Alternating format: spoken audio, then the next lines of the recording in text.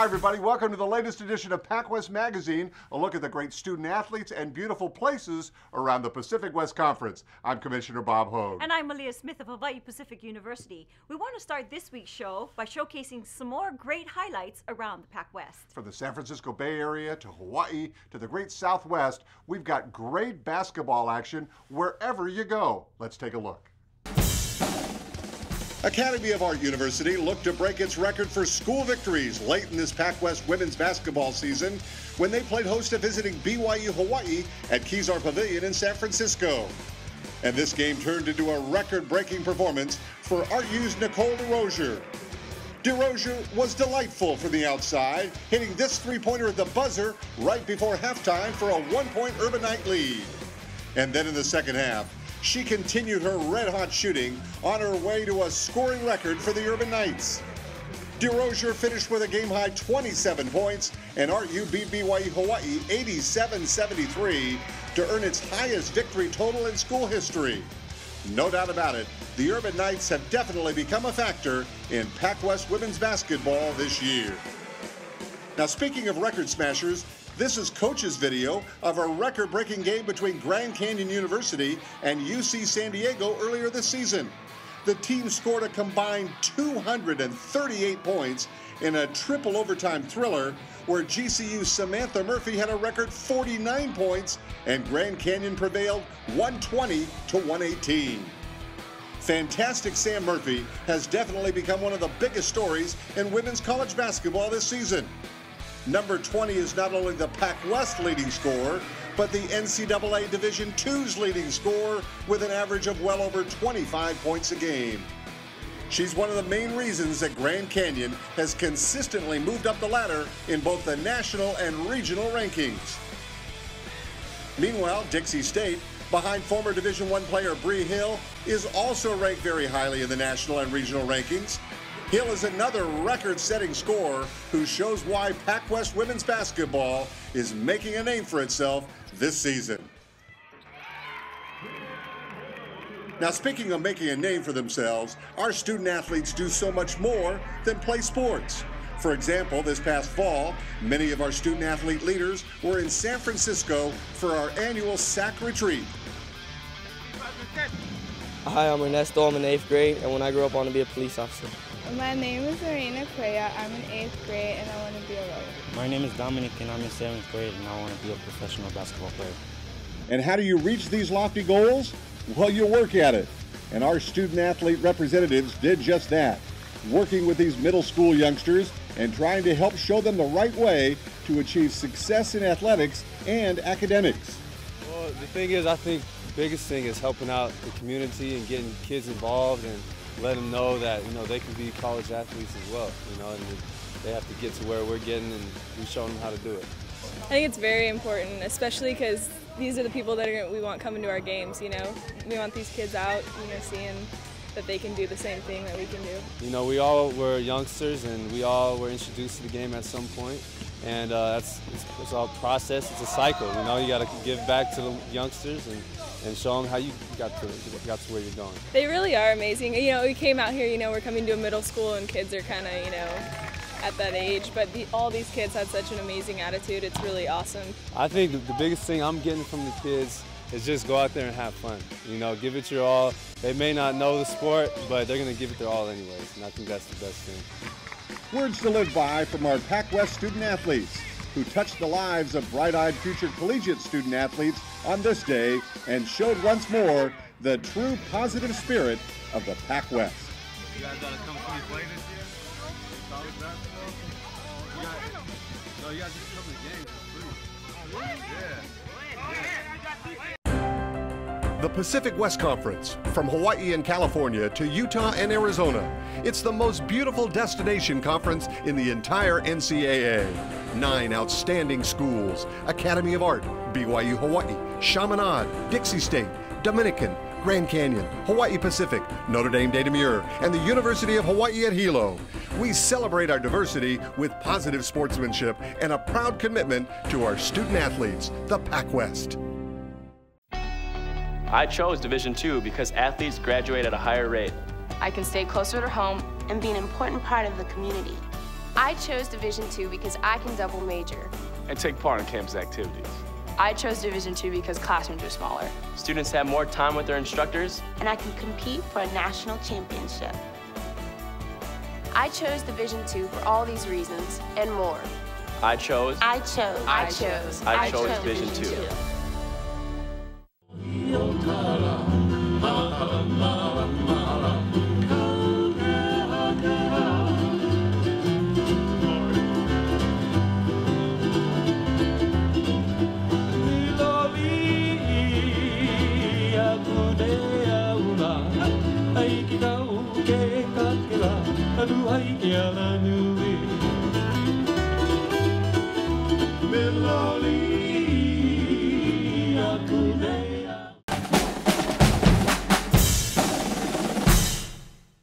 Welcome back to PacWest Magazine with Bob Hogue and Malia Smith and Wayne Coito, too. That's right. Wayne always has very interesting feature stories, and this week is no different. Wayne? Thanks, Bob and Malia.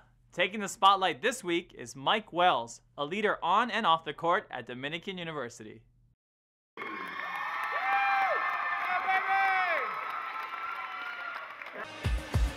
It's a hard feeling for many athletes to endure when you suffer an injury on the court, and it's even more difficult when the injury keeps you on the sidelines. But Dominican's Mike Wells won't let his dislocated shoulder keep him from doing whatever he can for his team. What I've been trying to do is stay positive and still be a leader, doing some other things, whether it's on the bench, cheering my teammates on, or making sure guys are bonding with each other, and little things like bringing the med bag from the vans into the gym. There's always a way you can contribute, and it doesn't necessarily mean you're the guy that's scoring the 20 points. You can still be a part of a team, and I think you need people like that. So I actually like that role. It's not bad. Wells is no stranger to injury. After transferring from D2 Humboldt State to Dominican, he has learned to make the most of every opportunity. Called Brett Tavani up, our head coach, and I said, "Coach, I want to be a Penguin." He said, "I'd love to have you." And ever since then, it's been kind of a bumpy career for me. I missed a year after having a good freshman season at Dominican. I missed a year with the Liz Frank injury, and then my role and my ability was somewhat limited. But I've really found my niche as kind of a leader in some of the smaller things, like we talked about earlier, not necessarily on the court playing the big minutes. Brett Tavani has been an unbelievable mentor for me. He does the next best thing, which is he brings these guys together, does everything he can to help us win and play well on the court. He's a great kid, young man, and has a real good future in this business, I think. One of the things that I appreciate most about Coach is that it's about you as a person. And I'd say I've had tons of great coaches, and he's up there with them. But he's the best when it comes to people, and I really respect that, and that's something that's a lesson I've learned in my college experience, something I'm going to take with me for the rest of my life. Wells' leadership and fortitude extends past the hardwood, as he serves as the president of the PacWest Student Athlete Advisory Committee, or SAAC, serving as the head of a council of reps from each PacWest school that earlier this year got together in the Bay Area to discuss student-athlete issues on campus and serve as mentors to youth at a San Francisco middle school. Remember that if you want to do this in the future, you have to work hard right now and stay disciplined, stay focused on your studies and your sport, okay? And if you do that, everything else will fall into place and you'll be at the place that you want to get to. How many of us want to be student athletes, maybe? If not in Wells also serves as the president of the Penguin SAAC, leading his school to the PacWest Community Engagement Award last year in Dominican's first year in the PacWest. The award recognizes his school's ability to engage the student body and surrounding residents of the San Rafael campus to raise money for charity and build Penguin spirit. So basically what our goal is to try to increase the exposure of the student athlete and enhance the experience of the student athlete both on and off the court. So we're not just playing, we're student athletes, and there's a big student component to that, there's a big athlete component to that, and there's a big component out in the community. It's something that our athletic department likes to hang our hat on, that we won the Community Engagement Award last year. And we're planning on repeating this year, so we're trying to win that thing again, but it's something that the university likes, it's something that we like, and it's really a way to give back to the community and also show people that there's more to the PacWest Conference student athletes than just sports. We're active in the community and we're doing stuff off the court or field as well. Wells, a senior, knows basketball will likely stop after graduation this year, but the future still looks bright post-Dominican. I got about 6 different ideas. I'm not settled on any of them yet. Maybe law school, maybe I try to get into broadcasting. I like doing this kind of stuff with you and Commissioner Hogue. Could go to graduate school, might get into coaching. So I have a number of different ideas. I'm not short on those. What I'll end up settling on, I have no idea. Dominican's Mike Wells, just another one of our shining student athletes in the PacWest. From our spotlight, the commissioner now takes us front row to more exciting highlights from around our great conference this winter season. It was a night of great basketball between the Notre Dame Dannemere Argonauts and the Chaminade Silver Swords. The Argos came into the women's game looking strong, going inside to 6'1" Pilar Mullins. The Silver Swords hope to stay in it with tough guard play. This is Jamie Higa with a nice drive. Then a little bit later, it's Higa once again as Chaminade kept it close for more than a half. But in the second half, NDNU pulled away with good backdoor passing. Emily Bohr scores inside of the nice feed. And then it's Miranda Beliza with a nice pass to Jane Ryabulkina. Notre Dame Dannemere goes on to win big by a final score of 66-37. An impressive victory for Argos head coach Mike Rutter. You know, we're playing so many tough, difficult games. We had no easy games for the preseason, and we have to go 40 minutes hard. So, you know, fortunately for us, as warm as it is in here, you know, the kids battled all the way through. You know, we were able to execute our offense when it counted. They were tired, and we were able to successfully, you know, get some backdoor cuts and just do a great job. You guys backdoored a bunch. Don't tell anybody. Between games of the doubleheader, Chaminade's Shane Hansen put on a shooting exhibition that had to be seen. Not once, but twice in a row, the 6'6" transfer from Division I UC Davis put in 2 shots back-to-back using both hands. That shooting touch would come in handy in the men's game to follow. Without a doubt, Chaminade was fired up for this game against visiting NDNU.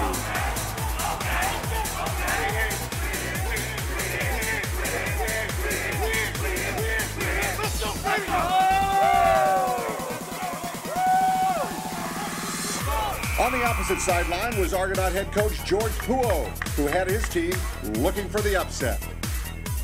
And his Argos came out looking strong. Point guard Jeff Ford started hot and finished the night with 14 points.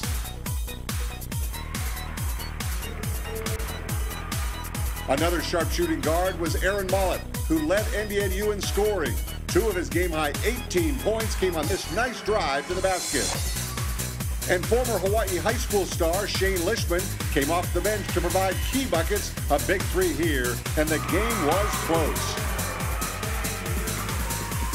But the Silver Swords have some impressive talent. This is Wally Koulibaly with the steal and the breakaway layup.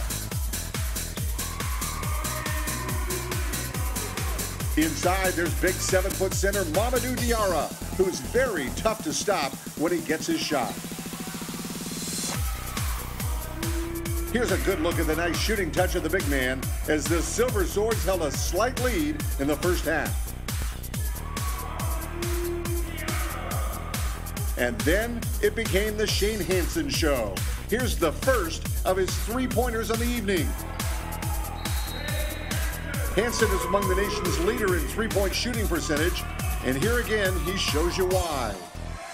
In an amazing flurry, Hansen hit 5 3-pointers in 5 attempts in this game and ended the night with a team-high 17 points.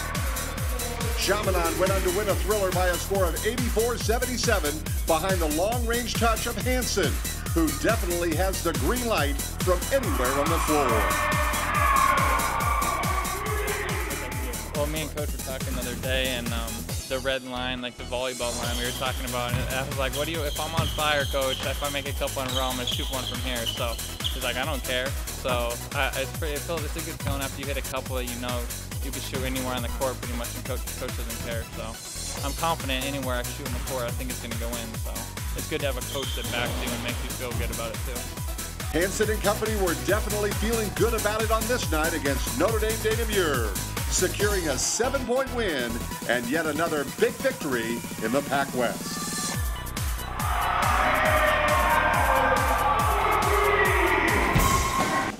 There's always more here on PacWest Magazine. Let's go back to one of our PacWest campuses for another school-submitted feature. Softball season has arrived, and with the rest of the country blanketed in snow, the Academy of Art softball team gets in their last preseason practice on a foggy morning here in San Francisco. Coach Rachel Sherman feels good about where her team is at. Offensively, I think we have great speed. We also have good power. Our pitching, I think, is the best in the PacWest. So I think overall, we're just a really strong team. The program is in its third year, and the Knights won 14 more games last season than the season before.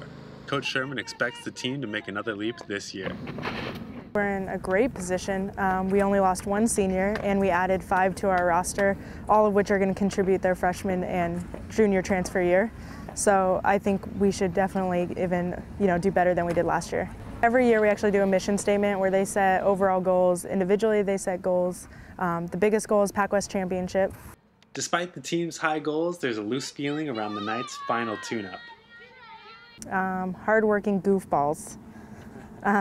They work really hard, but they also just like to have a good time. And our coaching staff likes to have a good time too, so we make sure as long as they work hard, we can kind of have a lot of fun with it. And they're just, they're all individuals. The team is returning several standouts, including junior pitcher Sierra Garcia, who was the PacWest leader last season with 200 strikeouts. Sierra's been working hard on more of her mental game, because that's kind of, I think, where she lacked last year. So she's definitely stepped that up a lot, so she should do even better this year on the mound. Also, the team's offensive leader, Elena Viao, is looking to do more than just repeat her impressive power numbers from last season. Elena actually has changed a little bit offensively, and she's just going to be a little bit more of a complete player, so not just power, but she's going to have all the tools to be able to do even more. So expect her batting average to go up even more. Coach Sherman also expects some new faces to contribute in a variety of ways.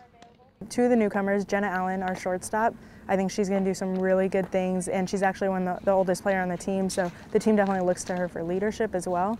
Katie Brooks, our freshman pitcher, I think she's going to do a ton on the mound this year and really surprise a lot of people. And then having Jamie Stewart back behind the plate because she got hurt actually the last 2 years, second half of the season, so to have her back and healthy I think is going to be huge. Pitchers love throwing to her, and she just commands the field really well. With the new talent and returning stars, Coach Sherman is confident her goofballs are primed for a good season. Don't miss out, we're good. Mike Cruiser, K-Art News. Not just a job search, a journey. Not just a call to arms, a calling. Not just a paycheck, a path. We're all here for a purpose. Find yours at Grand Canyon University.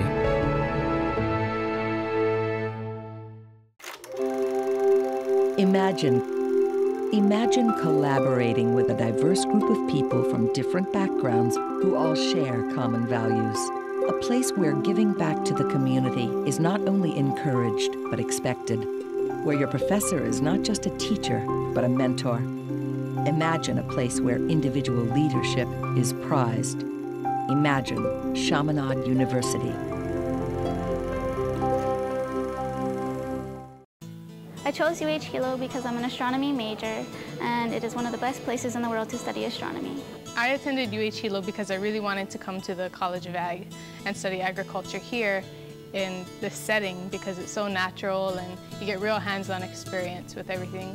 But you come to a place like UH Hilo and everyone's in this academic atmosphere coming from different countries, different states throughout the nation, and they're all here for the same reason you are, to learn in an academic setting but to also enjoy what Hawaii has to offer them.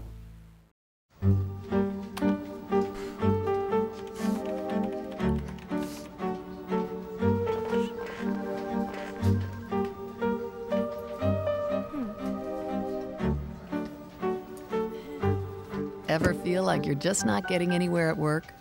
Hawaii Pacific University can help you get ahead, develop your skills, network with other professionals, and get invaluable support from academic advisors. Hawaii Pacific University. Get where you want to go.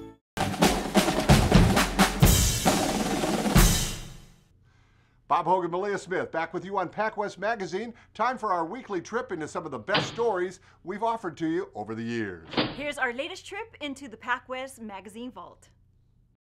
The sport of lacrosse is played at 3 of our PacWest schools, Grand Canyon, Dominican, and here at Notre Dame de Namur.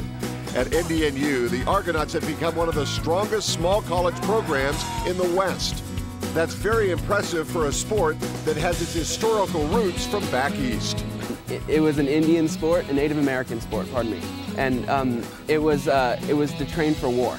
They would have 2 sticks to our 1, and there would be hundreds of lacrosse players, and I'd imagine it was a bit more chaotic than the sport of lacrosse already is, so it had to be a spectacle to witness. But it was a form of training for war, and now we've sort of translated it into an NCAA sport. There you go. I know that it developed with Native Americans and Native Canadians as well.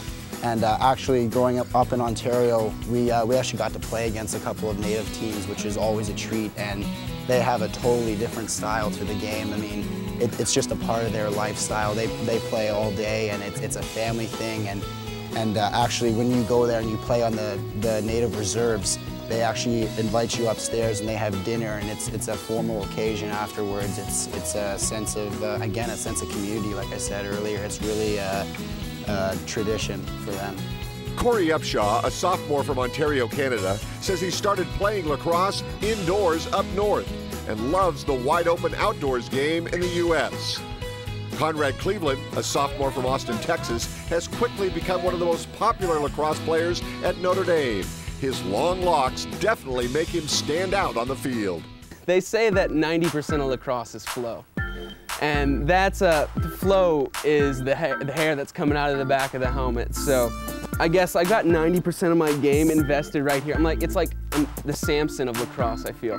Like, it's all right here. Like, once this is gone, like, my game's done with. Like, I've got nothing then. So how long is this hair gonna get, and how long has it been growing? Okay, so I've been growing my hair on and off since 8th grade, but this lot right here, I think it's been going since about my senior year in high school. And you know, I think I'm just gonna ride this little daddy out and see where it takes me. There's never a dull moment when he's around, you know. He's always kind of that ray of sunshine on a gloomy day, as you like the old saying goes. Yeah, I mean, just one of those guys, you see him at practice, and as soon as you see him, you just immediately get a smile on your face, no matter what kind of mood you're in before that. So he's always a good guy to have around. There's a true sense of community to the sport of lacrosse that all the players talk about. With lacrosse, I feel like what I put into it, I get out of it. Like, I have the opportunity to, you know, go and hit the wall for an hour, and I can see that translated into my game on the field, and I feel like you reap more rewards out of the work you put into lacrosse, and it has its own little subculture. Not that football doesn't, but I think the lacrosse subculture is so neat. I think the thing that sort of attracted me to it was it's a bit of a mix of different sports. You know, you're outside playing on a soccer field, but also playing defense. There's a lot of footwork and slides and stuff like that, and basketball and picks.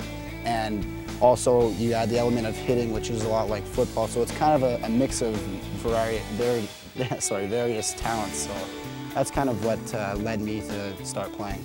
It would take some major dollars for lacrosse to become a full-fledged conference sport, but for now, it's definitely a popular diversion, and most definitely a very popular sport at Notre Dame de Namur.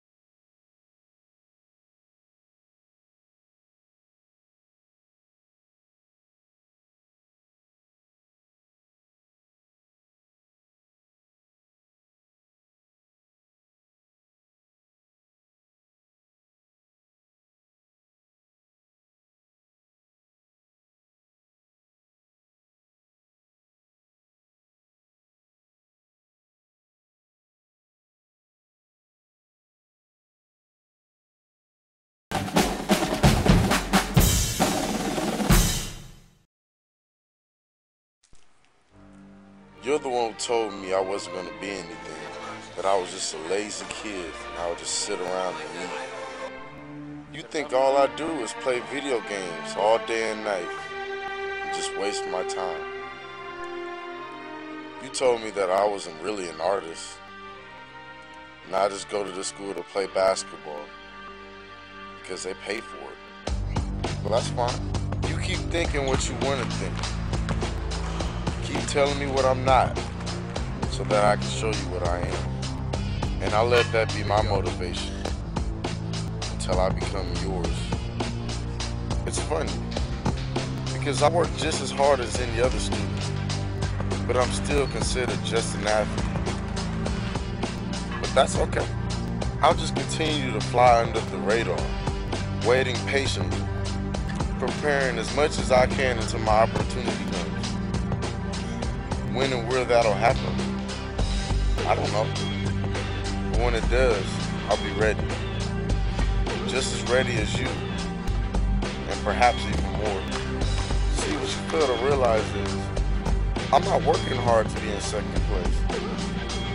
I'm trying to win this. And sure, you may be better than me now, but your time will come. And I watch as your arrogance brings you to the ground. I try to do more in a day than what you do in a week. I work, I play basketball, and I educate myself on a daily basis. And on top of all that, I still give back. I'll never forget where I came from. I'm just never gonna go back. My name is Devin Williams, and I am more than what you see. Well, we hope you've enjoyed this edition of PacWest Magazine. For the latest results and news from around the conference, check us out on the web at thepacwest.com. That's thepacwest.com. Check us for all the latest features, including how to access great video and audio action from many of our schools. For Malia Smith and Wayne Coito, I'm Commissioner Bob Hogue. Thanks for watching, and see you next time on PacWest Magazine.